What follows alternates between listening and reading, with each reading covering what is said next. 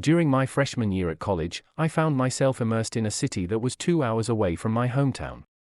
The bustling urban environment offered an exciting change of pace from my previous small-town life. However, the city's larger size also meant encountering a more diverse crowd, which unfortunately included some shady characters. Despite being an introvert, I surprisingly made friends quite easily. My laid-back nature and ability to be a good listener helped me connect with like-minded individuals. Among my new college friends, I found a close-knit group of stoners who shared many of my interests, including horror movies and the occult. I was particularly fascinated by books on demonology and anything that delved into the mystical and eerie. As college life unfolded, we quickly discovered that smoking in our dorm rooms was a recipe for trouble. So, we embarked on a quest to find a suitable spot where we could indulge in our cannabis sessions without drawing unwanted attention. After some exploration, we stumbled upon a hidden gem, a deserted parking lot just a brief 5-minute walk from campus. It seemed like the perfect haven for us to relax and unwind. The parking lot backed up against an old fence, and someone had cut out a small hole in it, creating a clandestine passage to an area of abandoned train tracks. Although the tracks were in terrible shape, they provided a surprisingly peaceful and secluded spot for our smoke sessions. It was soon dubbed our smoke spot, and we began frequenting it regularly. One chilly evening, after a particularly stressful day of classes, we decided to mix things up and venture further down the mysterious train tracks. Curiosity got the better of us, and without knowing where they led, we set off with a spirit of adventure.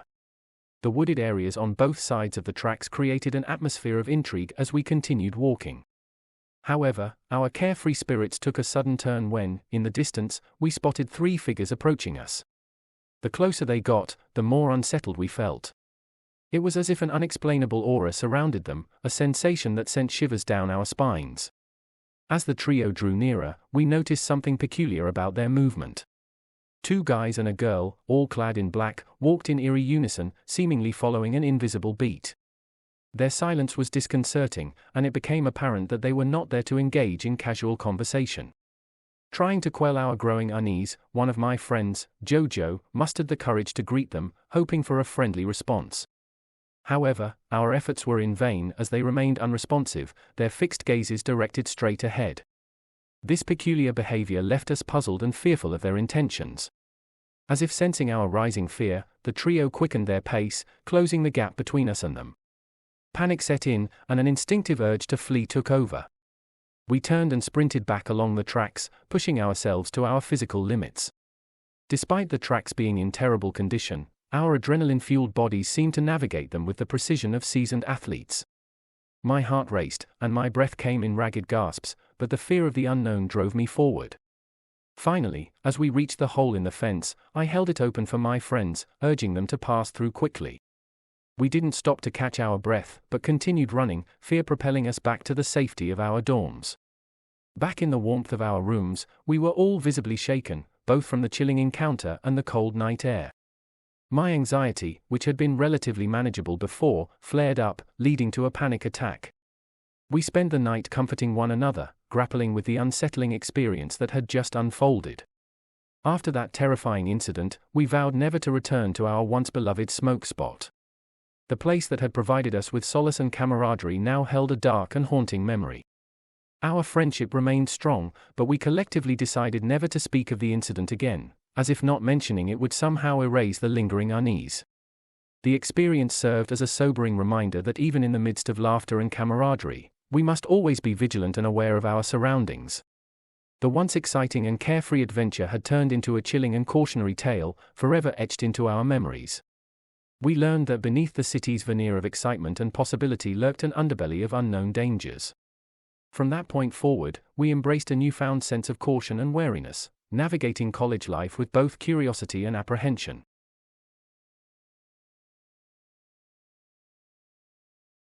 I've debated posting this story for a while, mainly because I'm not a writer, and it's quite a lengthy and unnerving experience. My apologies in advance for the long narrative, but I feel compelled to share what happened to my friend Sam and me 3 winters ago. You see, Sam and I shared a love for exploring nature and spending time outdoors. We were avid hikers, geocachers, and outdoor enthusiasts. Our group of friends had recently introduced us to a beautiful place in Wisconsin known as Grant Park. We had visited this park together with them 3 or 4 times before, and each visit had been a delightful and enjoyable experience. We would walk around, marvel at the breathtaking views of Lake Michigan, find solace in the crooks of trees, and indulge in passionate discussions about books, games, and all things nerdy. One particular winter, we had been delving into a new tabletop RPG game called Hunter, the Darkness, akin to Dungeons and Dragons.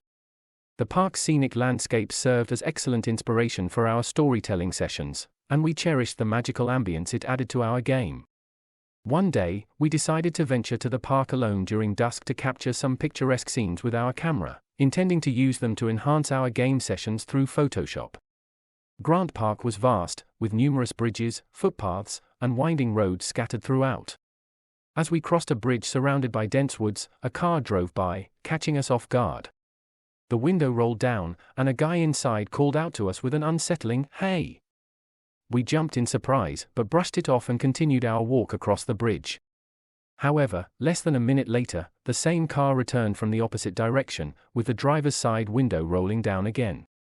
This time, the driver, another male, called out to us with a more insistent, "Hey ladies, come here." Anxious and uncomfortable, we quickened our pace, hoping to shake them off. Fortunately, the car drove away, but right as we were about to reach the end of the bridge, to our dismay, the car reappeared, coming towards us from the original direction. Fearing the worst, we made a split-second decision to escape into the safety of the surrounding trees and up the nearest hill. We heard the car come to a halt, and the 2 men began yelling for us to come back. Adrenaline coursing through our veins, we continued running until we found a secluded, dark spot where we hid for what felt like an eternity. We stayed quiet and kept our breathing low, praying that they would leave soon. After what seemed like ages, we finally mustered the courage to venture back to our car. Trembling and heart-pounding, we cautiously made our way back, making sure the coast was clear. Once we were safely inside the car, we drove away, leaving the unsettling encounter behind us. You might think that such a harrowing experience would deter us from ever returning to Grant Park, but after getting properly warmed up with hot chocolate from Perkins and having a good laugh over how scared we were, we decided to put it behind us.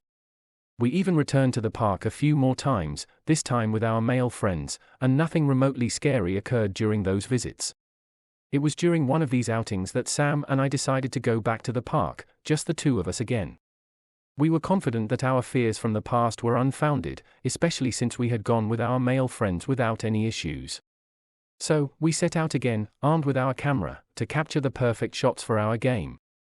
As we walked down the road towards the lake, the familiar sight of the same car passing by sent shivers down our spines. The window rolled down, and the occupants made random, unsettling noises, triggering our anxiety. Learning from our previous encounter, we decided not to wait for them to circle back but instead ducked into the nearby woods and started walking back towards the pier.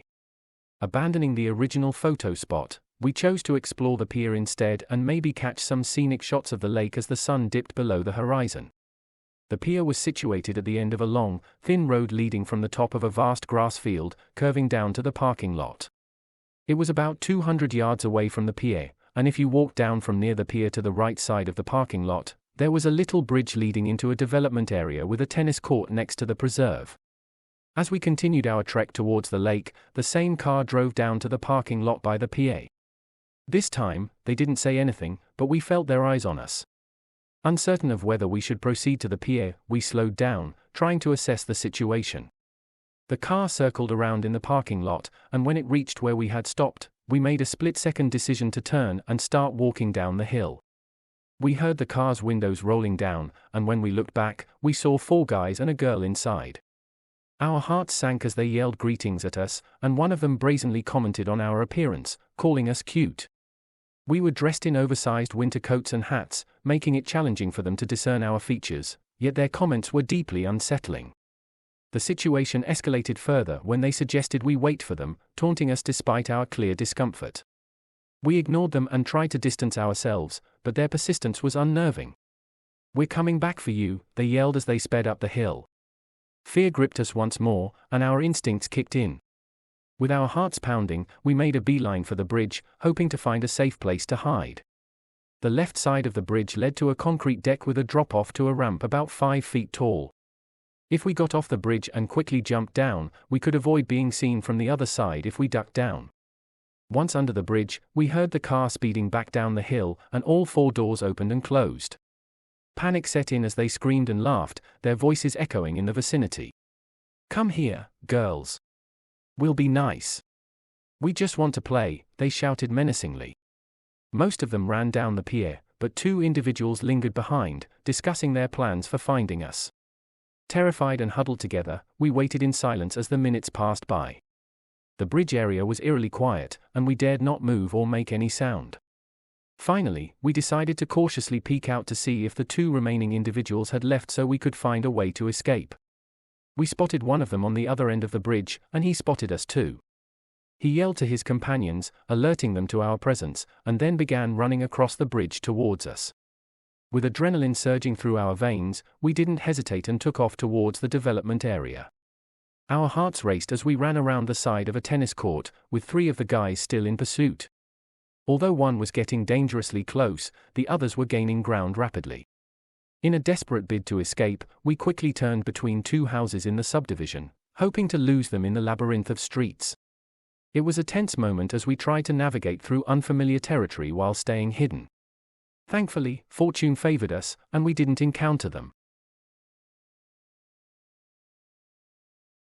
Back in early 2015, I was a 19-year-old guy living in a rough area of Portland, Oregon. While the city mostly felt safe, there were occasional encounters with belligerent homeless individuals and drug addicts, though violent incidents were rare. One night, my best friend turned 21, and we planned to go bar hopping and clubbing with a group of about a dozen other people, including my 3 roommates. Unfortunately, I was the only one in our group who was either underage or without a fake ID, which meant I couldn't get into the bar. However, luck was on my side, as there was a nice Mediterranean restaurant across the street from the bar, where I decided to spend some time. After an hour or so, I felt ready to head back home, even though it meant walking since I didn't have access to an Uber, and my phone battery was running low. The journey back to my apartment was about 3 miles, and it was close to midnight when I started walking. I wasn't too worried, as I had done this walk countless times, even at night, and generally felt safe. Despite encountering some drunk people who shouted things at me, I remained unbothered. However, the last part of the route took me through a dark and poorly lit park, which could be a bit spooky at night due to the lack of streetlights. As I was walking down the dimly lit street in the park, a black Chevy Silverado suddenly sped past me and then slowed down almost to a halt. At first, I tried not to think much of it, but then the truck repeated the same maneuver. That's when I started feeling uneasy. After walking a bit further, the truck came racing towards me again and abruptly stopped about 100 feet behind me. A man, who looked to be about twice my age and was bald, got out of the truck holding what seemed to be a hockey club. He gave me a chilling and sinister look, and then he started yelling, threatening me to get out of his sight or face consequences. To my shock, it seemed like he directed a racial slur at me, possibly assuming I was Muslim due to my Indian origin and darker skin. Feeling a surge of fear, I quickly thought of a plan to escape. There was a wooded area between the park and my apartment that I knew well and had used as a shortcut during the day. I decided to make a run for it and head through the woods, hoping the truck wouldn't be able to follow me there. As I ran towards the woods, I heard another person yelling in the distance, but thankfully, it turned out to be a large guy walking his German Shepherd, unrelated to the threatening truck driver. I managed to reach my apartment safely, but the incident left me deeply unsettled. I had a conversation with the man walking his dog and found him to be friendly, despite his tough appearance. Looking out of my apartment window, I was disgusted and horrified to see the black Chevy Silverado drive by my place before finally leaving. From that day on, I made a point to avoid walking alone in dark or isolated spots at night. The experience taught me the importance of prioritizing my safety and trusting my instincts. I never encountered that creepy truck driver again, but I knew I had to move out of that apartment a few months later to feel safer. Now, I always stay cautious and aware of my surroundings, especially when walking alone at night. It was a terrifying experience that reminded me how crucial it is to take precautions in potentially risky situations.